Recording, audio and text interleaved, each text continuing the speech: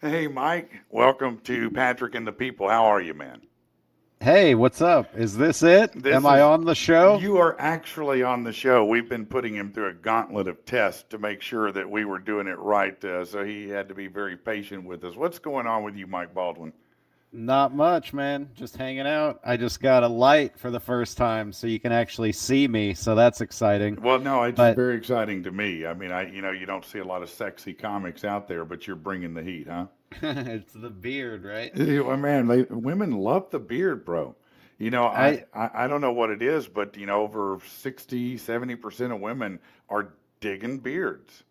I like it cuz it saves me from having to do an extra thing, you No, I know? get that. Yeah. I'm like, well, I could shave or I could do nothing and girls will like that better, so I'll just do nothing. I feel you on that. I've tried to do the nothing thing, but it itches me like poison ivy. I just can't do it, man. And I can grow a woolly ass beard, man, forever. Yeah, it itches for a while. It goes away once Does it? it gets. Yeah, it's like growing your hair out. You know, it's It never on your itched head. me I when I mean, grew it's my hair. I don't know, just on my face. you just gotta. It's a hill you gotta get over, And you're and just saying once you I'm a get over wussy. it, then.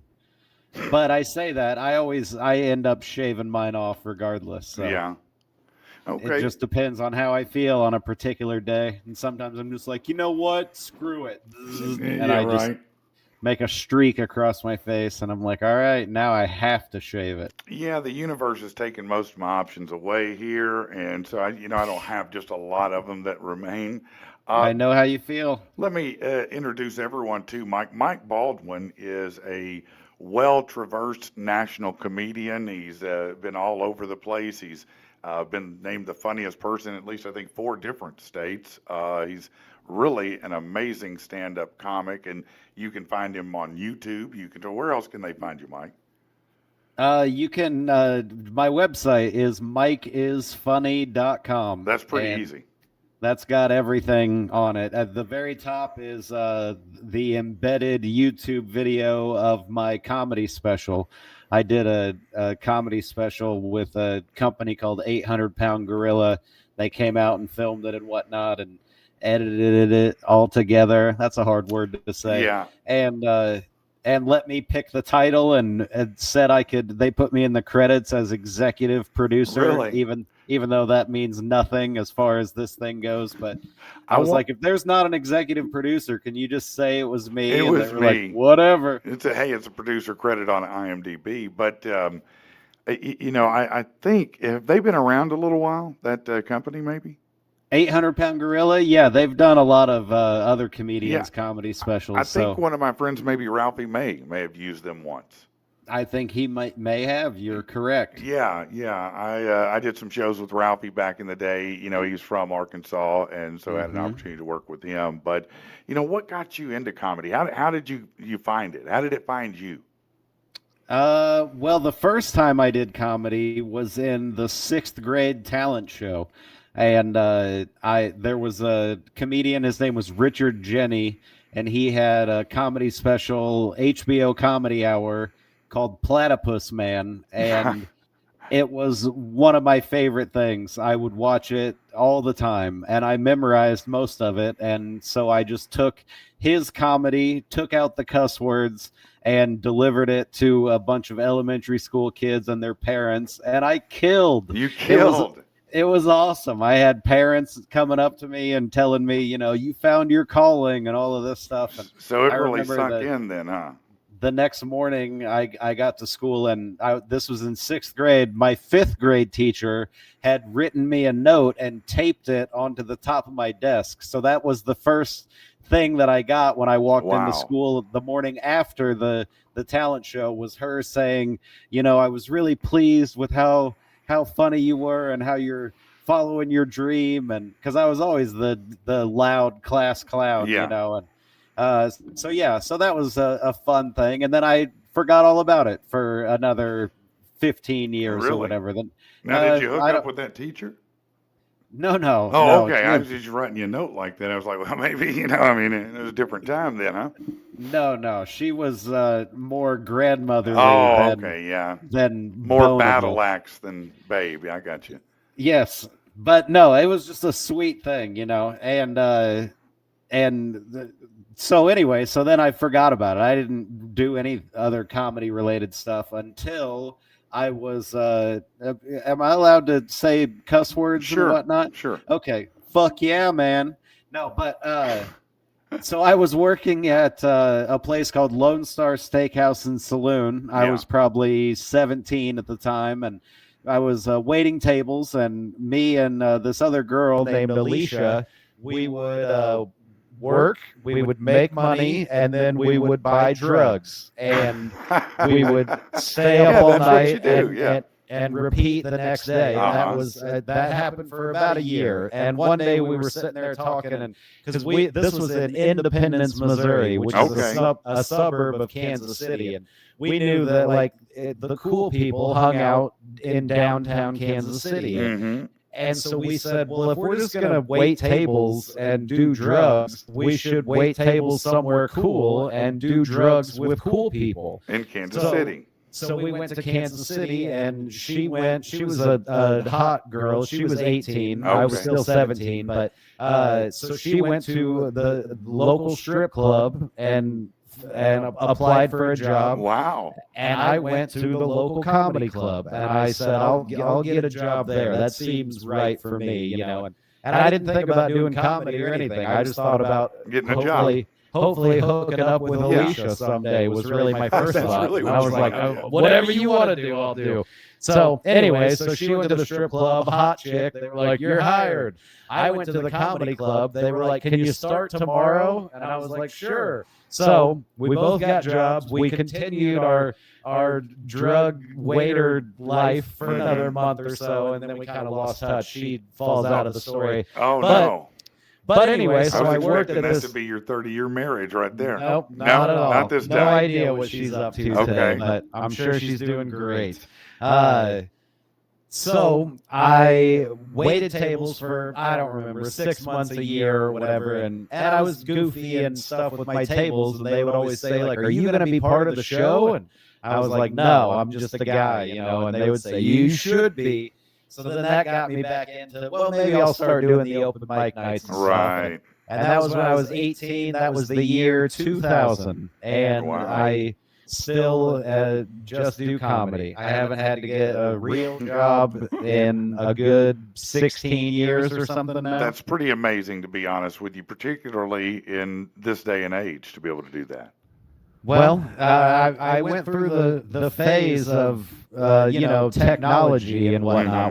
When I started, you would get a VHS tape of yourself and put it in a big thick manila envelope, and then put that envelope in another envelope just to keep it safe. Along with your wishes and dreams and hopes that you might get a response. Right, and you would mail it to these places, and then DVDs came along shortly after I started, and so that saved me a lot of money and shipping and whatnot. Yeah.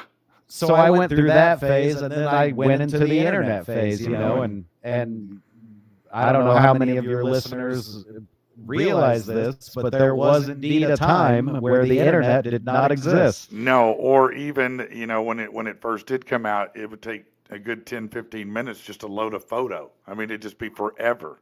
Oh, yeah. Oh, I can remember, downloading a picture of a naked lady. That's right. It takes way too long. Way too long, yeah. I was disinterested at halfway. I'm like, I don't even want to see the rest. I got to go to work. No, I would plan ahead, and I would say, all right, when I get home, then this thing's going to be fully ready. Right. No, I got you. That makes sense, yeah. So, you got into the internet, and was that where it really took off for you? Oh, I mean, everybody watching has no idea who I am, so I can't say that it ever really took off for me yet. But 16 years and you don't have a day job, then it took off for you. Yeah, well, okay, I'll give you that, but I'm still broke. Don't get me wrong. Do you know how many funny people there are out there who can't do that and substantiate a living doing it? Most of them, to be honest. Well, I appreciate that. Thank you. Yeah, no, that is damn sure making it. I don't think of my accomplishments as much as I think about things that I should do that would make all of this a lot easier, you know? Right. No, I get that. I did stand up. The first time I did it, I was 18. And I did, I was fortunate. I killed, but it was because I kind of stacked the deck. I was in the military, and all my buddies were like, you got to do stand up. You got to do open mic.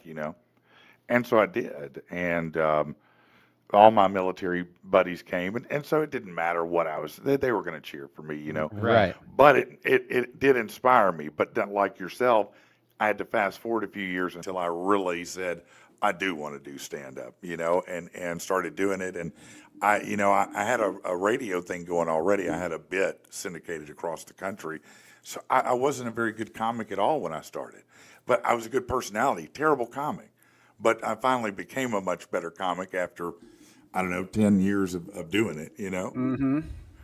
Yeah, no, it's awesome, man. I probably wouldn't have stuck with it just for the laughs in those first few years. I think the real reason that I would go back week after week was the friends that I made. There were a few guys, and unfortunately a couple of them are no longer with us through different circumstances over the years. Well, but just like Ralphie. Yeah. I mean, I mean, we had a good solid group of comedians that, I mean, they were all my really good friends, and so it wasn't just I want to go and make an audience laugh or whatever. It was like, I got to do that joke that Jonas helped me write. Right. Because Jonas is going to be there, of course, And sure, yeah. A lot of peer pressure in a way. Yeah, but at the same time, it was awesome. Like, I mean, we could recite each other's acts. Yeah, if because you could make each other laugh, then you were winning. You were in the circuit and the network of people making each other laugh and lifting each other up. Well, and we all had different styles and like different jokes that would work for different comics. So we would write jokes for one another all the time, and I did a lot of pot jokes and stuff, and Jonas, for example, and my friend Austin and a few other guys, they didn't do a lot of those. So any pot joke that they thought of, they just threw it to you, basically. Yeah, we'll just give this to Baldwin. Some of my best jokes I didn't even write. Like one of my young open mic comedy friends were like, what you ought to say is this. And I'm like, you're right. You son of a bitch. That is really funny. Yeah, no, my wife and I, she does stand up too, and we have two completely different styles, and we'll throw each other lines like that. Can I smoke in here, by the way? Is that okay? Of course you can. Yeah, go ahead, man. Feel free. I'm kidding. I'm in my own living room. No, I get it. No. We were just talking today, as a matter of fact, maybe today or yesterday, and I'm sure you remember when people smoked everywhere. And they'd smoke in the office, even if you didn't smoke, it didn't matter. We didn't care. We were like, no, you're going to breathe the cigarette smoke I got, whether you like it or not. Both of my parents smoked in the house. Yeah, they mine would too. Smoke with the windows up in the car. Yes. Until one of us kids would be like, please just crack a window. Right. Like, we got the air conditioner on or the heater's on. Yeah, my dad would say, listen, it sucks more out if I do it like this. It creates a vacuum. It sucks. I said, no, it doesn't, man. It doesn't doing that at all. I still try to, I've learned if you crack your front window and then also crack your back window, it creates a circle of wind that just eliminates all smoke. But then if I have a passenger in the car, I'm like, can you smell that? And they're like, 100%. Yeah, 100%. No, that's absolutely true. Now, I was telling him the other day that my mom, when she was pregnant with me and went to the doctor, she said, should I quit smoking? And he said, no, you're a small girl. You want to keep the birth weight down. So go ahead. Oh, wow. That was the doctor's advice, bro. So I've been smoking since I was in the womb. Well, good. Do you smoke now? No, I recently left it behind. I just not far back did. All right. Congrats. I hope to have a story like that one day too, but it took me it took me a long number of moons to get there. I promise you, many different tries to make it. And I still don't know if I'm over the edge. I still think about them. My mom, who quit, I don't know, 30 years ago, she told me the other day, I still think about it. That doesn't give me hope. No, but I haven't drank in over 9 years now, and I think about it all the time, but that doesn't mean that I crave it, Yeah. I don't have a problem around other people that are drinking, or I mean, I can't say I have no problem, but the only problems I have are that they're annoying. Yeah, right. Now, It, my father, when he died, was 34 years sober, and so I get that 100%. yeah, every once in a while, I would drink either straight vodka or straight whiskey. That was Oh, my thing, So if I'm with somebody and they get a shot of vodka or a shot of whiskey, I'll always go, hold on, let me see that for a second, and I'll just smell it just and just smell it. get a flood of memories, and then I'll give Wow. it back to them, Just that's the hey, you know what? That's willpower. That's willpower. Because if I were in that situation, I got it that close. I'm not sure You I go, can. fuck it, I'm drinking it. Yeah, I'm Yeah. doing it. I don't care. Yeah. No, but I mean, everybody else's problems are easy for other people. You know what I Hmm. mean? And cigarettes with me, for example, like people watching that have quit are like, dude, just quit right now. Oh, And right. I'm like, nah, Everybody says that. Just come stop on, doing it, man. Just stop. Yeah. yeah, that's what I Okay. joke Well, about it stop on stage. How, masturbating. You know what? Leave us alone until you stop that. yeah, Uh, well, that's on my list too. Yeah, no, that's not on my list to ever stop. But let me ask you this. I've heard over the past few years, and certainly times have been different. But you hear so many say that comedians have been kind of the front line in free speech, whether it was Chappelle, Bill Burr, whomever it may be, out there pushing it. What's your take? Has anything affected your comedy at all in this time? Yeah, a little bit. I did some COVID jokes right at the beginning of that where I was saying like, is this even real? Come on, you guys, like and everybody else was sort of thinking the same thing at that Yes, time, you're It correct. was a month or two into it, and there was another comedian who would post videos of other comics and stuff, Right. and I sent him a clip and I said, hey, here's another one, you can post this. And he said, I'm not posting that. Really? And I was like, why, dude? It's funny. They're laughing, and he was like, I'm not going to post anything that questions whether COVID is real or not. And that was maybe one of the first signs of like, man, we're really like splitting down the middle on Right. this. Yeah, no doubt. Yeah, that's fascinating. That it was another comedian actually that pushed back. Yeah, well, and out of respect and whatnot, I'm not gonna say No, his and no name or need whatever. to. No need But to. I was always taught in the open mic days that you're allowed to joke about anything that you want as long as it's at least 51% funny. Well, yeah. So if you're doing a sexist joke, or if you're doing a anti-government joke or a racist joke or anything like You're that, right. if it's 51% racist and only 49% funny, That's it's bad. it's just racist. Yeah. But if it's 75% funny and only 20, so that's how I was taught. Like, Yeah. say whatever you want, but if they're more mad than they are happy, then it's not a good joke. That's a pretty good way to evaluate it. I don't think that's necessarily a wrong way in any way to evaluate that. But then with the COVID jokes and stuff, it was clearly 80% funny, or maybe even higher than that. But that 10 or 20% Hmm. were more vocal about not liking that than they've ever been about anything that I've joked about before that. Yeah, and it was it was a little tricky for a minute with some of that stuff. Now, do you feel that ebb has turned the other way again? No, I mean, No. I think people are still split down the middle. It's weird that like science and medicine and stuff became political, It is an odd phenomena, isn't it? But and it's a lot of the same people on both sides. You right. know what I No, mean? I do agree. I always say that when it comes to that, and as a comedian, I tried to do politics once and I hated it. It divides the audience right away, and I never liked that. But having said that, I believe that 80% of us, there's 10% on the left, there's 10% on the right who doesn't matter what happens. They're going to do that. They're miserable. They want you to be miserable. They want everyone to be miserable. The other 80% of us are just trying to get through the goddamn day and live the best life we can, and just don't want to be messed with by anyone, you know? Absolutely. Yeah, I mean that's the biggest thing in the last several years. I always heard stories about how, the Democrats and the Republicans, they switched sides, they switched parties or whatever back in the whatever year you Right. want to say, Yeah. but Sure. after the Civil War or after Right. the uh, whenever, and I always thought that I was like they didn't switch. Parties don't just switch. And then And then And Trump then gets in, and Trump says basically all the same things that Bill Clinton said when a he lot was. of the same things. Yeah, you're You know right. what I mean? Like you I could don't disagree. line the speeches up next to each other. You're We need not wrong.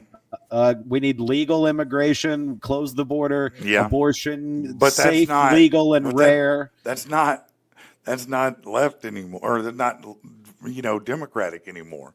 That's my point. Yeah. Yeah. So now the Republican Party is actually sort of rooting for the things that the Democrats were rooting for when I was a kid. They want free speech. They want, I don't know what else. You know what I mean? But I mean, but you're right. In a lot of ways that, and I don't necessarily anymore. I don't find any party to represent me one way or the other. But you're exactly right about that, because for a long time, many years, I would have classified myself as a Democrat. I did vote for Bill Clinton at least once, and I liked him. Look, he sold the country that he was the best guy for the job, and they felt good about it. Now, did they always make good decisions? No, not necessarily, but who does? But yeah, it has changed a lot now. Where that, I think even if JFK were out there, they'd be like, that's no way. That's too far right. Far right JFK. That's yeah. right. Far right JFK. That is correct. Yeah. I mean, RFK endorsed Trump, and Well, that was yeah. I think that was a big deal. I mean, It- generations of Democrat family, and he's going, no. Well, I agree with this other side They've more now. pretty much said you're excommunicado at this point. I mean, he's out of the family now, more or less. I guess he changed his name to Smith at this point. He said, I think he said in an interview once, like, his wife and his kids, that's his family. Yeah. And he said they support him. So that's all that really matters, It doesn't matter what your you're great right. aunt thinks or whatever. I don't know how big the Kennedy family is. I'm pretty sure it's pretty damn big. Right. Pretty big. And I'm sure. that's the interesting thing, is that you could probably find a member of my family to interview to be like, I don't agree with nothing Nothing that he Mike says. Mike's an idiot. Yeah. Yeah. Yeah. No, And- you're right about that. But they do that with it. It irritates me how both sides do the same thing They do. to each other, but they ignore that they do that. Right. They pretend they don't. Look, it's the only business. Politics is the only business. Think about this for a second, where the commercial can be absolutely not factual and nobody can do anything about it. There is no check and balance on that. Other than somebody could go, well, that's not true. And then somebody else will go, but it is true. You know what I mean? Right. And so, but there's no lies in politics when it comes to commercials. And that's the only industry I know that about. Now, a lot of industries do lie. You just don't know they are. I can't disagree with you. I mean, that's true. And I see those things a lot. My grandma is 93, and so she watches, the Western Channel so every commercial is directed towards 93-year-olds, Right, right. And they're all That's like, reverse mortgages. right? bowel Does your back pills. hurt? Yeah. We'll help you with it. And she's Yeah. like, boy, my back does hurt. Yeah. I need to order me some of that. But Yeah. but they have political commercials all the time, and it's Oh, it's the news used to be, if you would read a newspaper article, it would say Kamala Harris said this today. In response, Donald Trump said this. and that was it. There's and that's no the story. modifiers. No but, modifiers. But now it'll say, Kamala Harris said this today. Donald Trump, without evidence, lied and said this. Right. And it's like, well, you're clearly biased against one of these people. No, I see it everywhere now. I noticed it the first time that I really paid attention to it was when they said that Trump called Mexicans rapists. Right. And I remember watching that speech when he was saying, the types of people that don't want to wait in line to go through the border, that have to sneak over, they're not good people. There's a reason that they're sneaking, because and he listed, they're criminals, they're rapists. He's like, some of them I assume are okay, but Right. majority. And so I watched him say that and explain all of those things. And then I watched the internet explode with just the headlines. Right. Trump thinks Mexicans are rapists. Right. And I thought, well, that's not what he said. No. So then I started questioning it. And then I told myself, instead of listening to what the news says, I'm going to watch what the person actually says that they're talking about. And I mean, it wasn't long before I was like, dude, they're lying about everything about this guy. I wish I could disagree with you, but I can't, because, whether you like the guy, you don't like the guy, I don't give a damn. Facts are facts. And repeatedly they have, put out what they call dis or misinformation, just not facts. I mean, the whole dossier, for example, not real. Manufactured by a political opponent. And again, is anybody in trouble for that? No, not at all, because it's political, right? So that puts it above any kind of repercussion there. But up until, just recently, 60 Minutes literally changed out an answer in an interview in order to make the interview sound the way they wanted it to.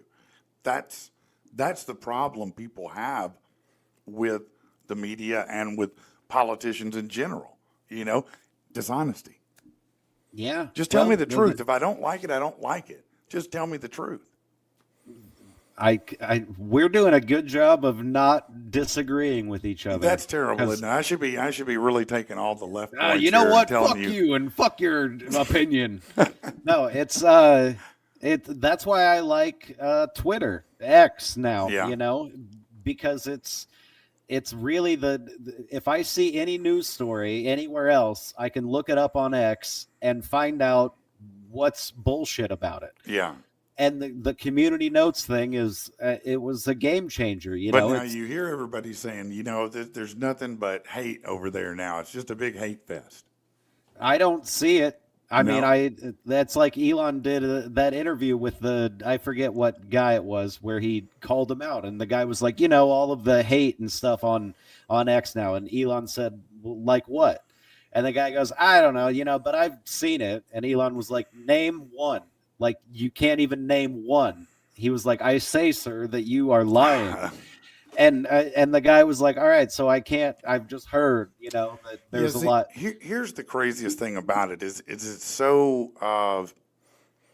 it's an unfortunate thing, because if they had wanted to beat him or get rid of him, Trump, they could have done a lot better job just by letting him do him and telling the truth. They might have even had a shot. I don't know. But that's how he got elected, though. But the fact that everybody just started going, man, hold on, man, this isn't right. I mean, and I think all the people have been, been coming to an awakening that, wait a minute, all this isn't true.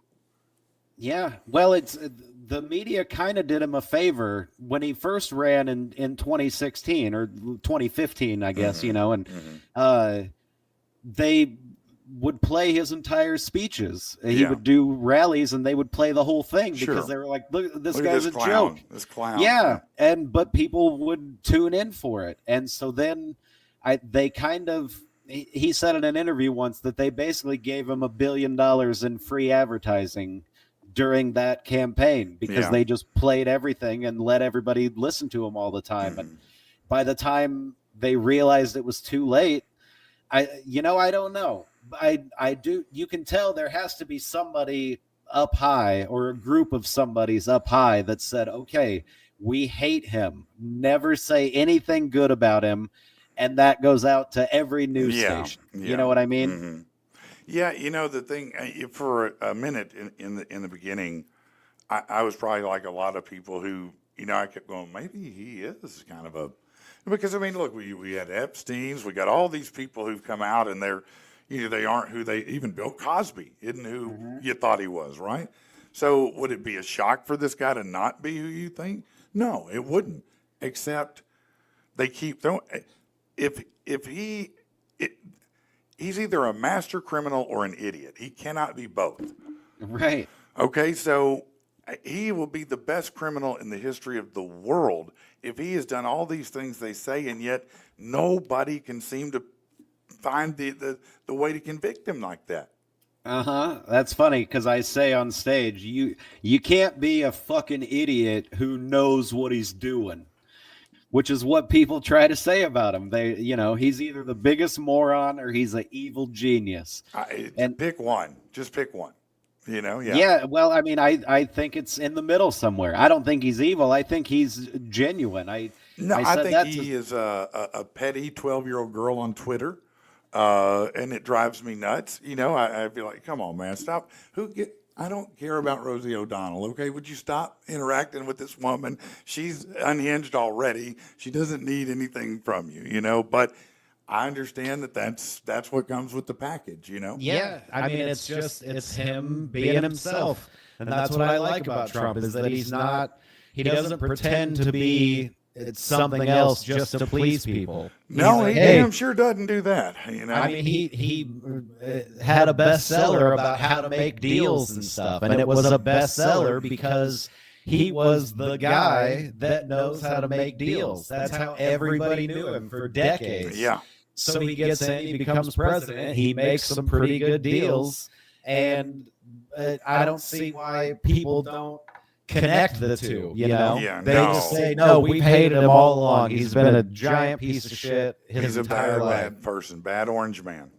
Like, NBC doesn't give a TV show to a guy that they hate, so they clearly didn't hate him then. No, they didn't. And all of a sudden now he's been Hitler since his dad gave him money as a kid, and that cracks me up too. That nobody knows exactly how much money of a loan his dad gave him. Some say it was like less than $1 million. Some say it was like upwards of $10 million.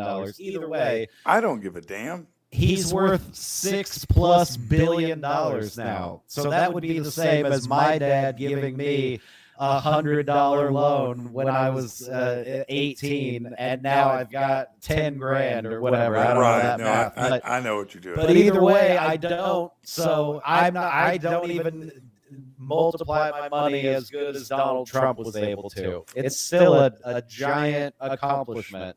Well, yeah, no, I mean, he's certainly a businessman, without a doubt. Well, Mike, tell me this, because we're going to have to go, but tell me, where, again, can people find everything about you? MikeIsFunny.com, is it that simple? It's that simple, mostly. There's links to everything on there, so you can follow me on X at Mike Baldwin, on Facebook or Instagram at Comedian Mike Baldwin. I do a podcast with another comedian friend of mine. His name's Tim Gaither. Okay. We call it the Truthican Podcast because we're not Democrats or Republicans. Okay. We're Truthicans. I don't identify as either. Maybe I need to listen. It sounds like you're kind of a common sense guy. That's what politics should be, man. It's all just common sense. Well, maybe we should have you back on again in the future, man. Maybe bring some other folks in and do a roundtable conversation. I would love to. Where are you located? I'm here in Little Rock. Oh, okay. Little Rock, Arkansas, man. Next time I do the Looney Bin there, then I'll have to come into the studio. Absolutely. And we can do a real life thing. Man, would love to. Love to have you here in the studio. As long as I can smoke cigarettes. We'll work it out. We'll make it work. That sounds like I don't get to. We'll work it out. Okay. No, I can. I only smoke because I can. Right. And no, I understand. When I'm not allowed to, I'm fine. I assumed you might be. Yeah, I assumed you'd probably performed in a few places where you couldn't bring that on stage. Right. I've been on a few airplanes. And whatnot, traveling here and there. The moment I get off, I'm like, all right, I'm going outside. I'll get my bags later. Right. Well, check him out. MikeIsFunny.com. It's Mike Baldwin if you want him, baby. Dude, thanks so much for having me on here. Hey, thanks for coming, Mike. We appreciate it, buddy. All right. Have a good one, man.